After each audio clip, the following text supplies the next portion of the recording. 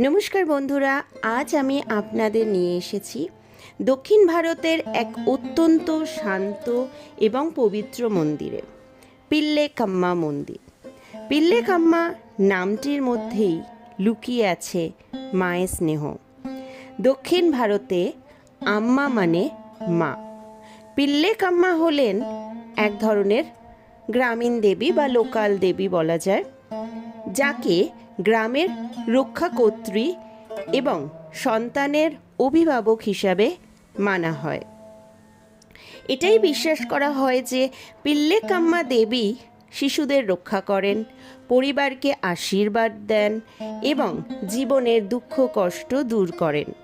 অনেক ভক্ত এখানে এসে সন্তান লাভের জন্য প্রার্থনা করেন এবং তাদের মনোবাসনা পূর্ণ হলে আবার ফিরে এসে কৃতজ্ঞতা জানান, পূজা দেন।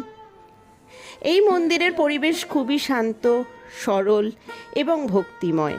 বড় বড় জাঁকজমক না থাকলেও এখানে যে শান্তি পাওয়া যায় তা মনকে এক অন্যরকম প্রশান্তি দেয়।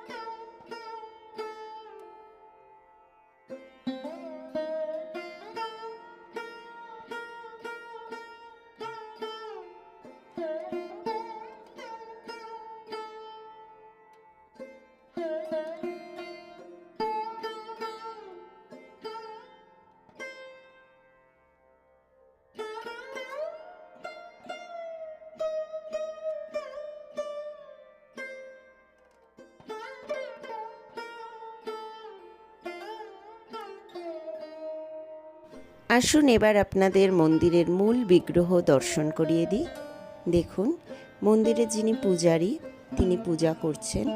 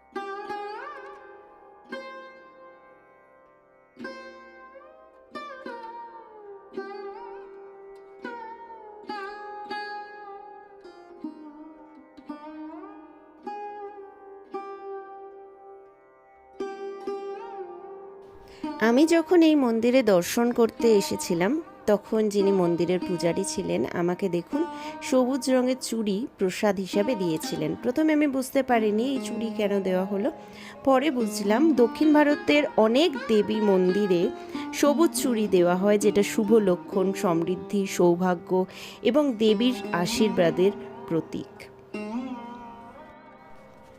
যাই হোক, আজকের এই ভিডিওতে আমি আপনাদের দেখানোর চেষ্টা করেছি এই মন্দিরের কিছু সুন্দর মুহূর্ত, পবিত্র পরিবেশ, যা সত্যিই অনুভব করার মতো।